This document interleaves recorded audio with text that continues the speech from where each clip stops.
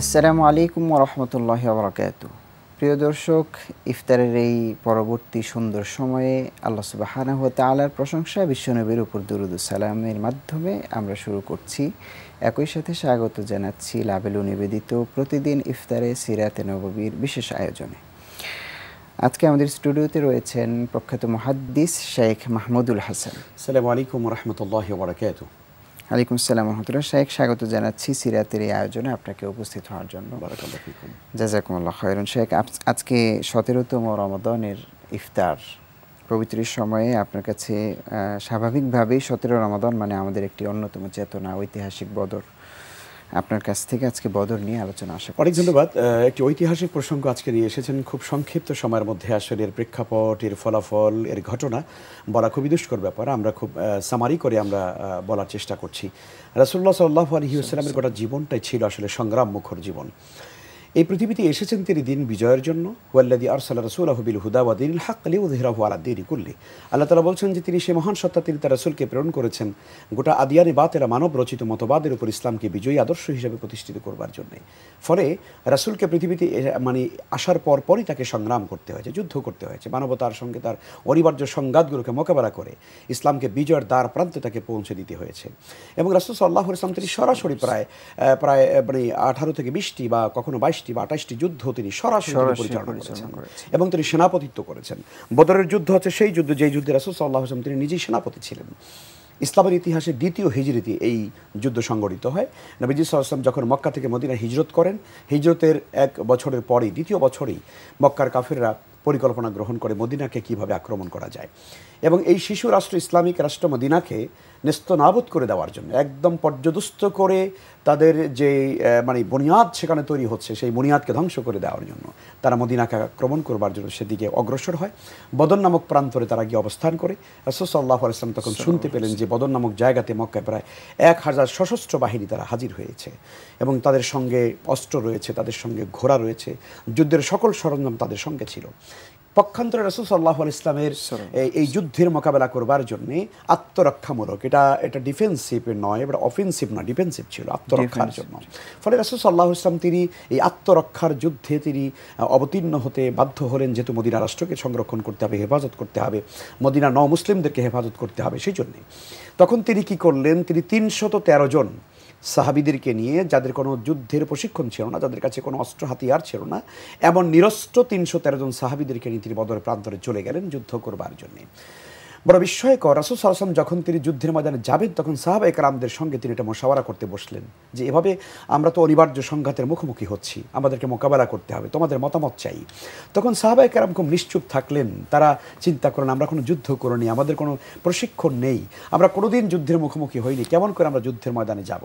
তখন সবাই চিন্তায় পড়ে গেলেন। ঠিক ওই মুহূর্তে একজন সাহাবী, হযরতে মিকদাদ ইবনে আসওয়াদ রাদিয়াল্লাহু তাআলা, বিখ্যাত আনসারী সাহাবী, তিনি দাঁড়িয়ে গেলেন, ইয়া রাসূলুল্লাহ, আপনি যে প্রস্তাব দিয়েছেন আমি সেই প্রস্তাবের জবাবে বলছি, নুকাতিলু আন ইয়ামিনিকা ওয়া আন শিমালিকা ওয়া মিন খালফিকা ওয়া আমামিক, আমি আপনার ডানে থেকে, বামে থেকে, সামনে পেছনে থেকে, চতুর্দিকে থেকে আপনার সঙ্গে যুদ্ধ করব। শুধু তাই নয়, ইন্না লা নাকুরু কামা কালা কওম মুসা, মুসার কওম যেমনটা বলেছিল যে তুমি আর তোমার রব গিয়ে যুদ্ধ করে আমরা বসে থাকলাম, আমরা সেই কথা বলবো না, বরং আমরা আপনার সাথে থেকেই যুদ্ধ করব। রাসূল সাল্লাল্লাহু আলাইহি ওয়াসাল্লাম সেদিন এতটা খুশি হয়েছিলেন যে আব্দুল্লাহ ইবনে মাসউদ রাদিয়াল্লাহু তাআলা বলছেন যে সেই দিন মিকদাদের এই কথা শুনে আল্লাহর হাবিব এতটা খুশি হয়েছিলেন, আমার যদি সৌভাগ্য হতো, আমার গোটা জিন্দেগীর সমস্ত আমলের বিনিময়ে ওই কথাটা যদি আমি বলতে পারতাম, তাহলে আমার রাসূল বেশি খুশি হয়ে যেতেন, আমার জীবনটা ধন্য হতো। নবীজি সাহাবায়ে কেরামদেরকে নিয়ে বদরের মধ্যে চলে গেলেন, মদিনা থেকে 80 মাইল দূরে। সেখানে যাওয়ার পরে আল্লাহর হাবিব তাবু থেকে বেরিয়ে যুদ্ধ করবার আগে তিনি দোয়া করলেন, আল্লাহুম্মা উনশুদুকা হাদাকা ওয়া আদাক, আল্লাহুম্মা ইন শি'তা লাম তু'বাদ, হে আল্লাহ তাআলা, তুমি আজকে তোমার ওয়াদা পূর্ণ করো, তুমি বলেছিলে যে মুমিনদেরকে তুমি সাহায্য করবে, তুমি সেই ওয়াদা পূর্ণ করো। আর তুমি যদি চাও যে পৃথিবীতে তোমাকে ইবাদত করবার মতো, সেজদা করবার মতো, তোমাকে আল্লাহ বলে স্বীকার করবার মতো কোনো বান্দা থাকবে না, তাহলে তুমি চাইতে পারো, অর্থাৎ তুমি ওদেরকে সাহায্য করো, আমরা যেন আজকে বিজয় অর্জন করি।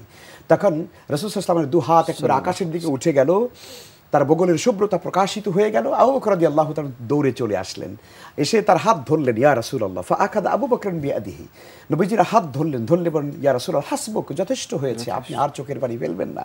নবীজি তখন বললেন, সাইয়ুহজামুল জামউ ওয়া ইয়ালুনা দুবুরা, অচিরেই সম্মিলিত বাহিনী পরাজিত হবে এবং ওরা পৃষ্ঠ প্রদর্শন করে পালিয়ে যেতে বাধ্য হবে। 313 জন সাহাবী যুদ্ধের ময়দানে ঝাঁপিয়ে পড়লেন, কাতারবন্দী হয়ে তারা যুদ্ধ করলেন।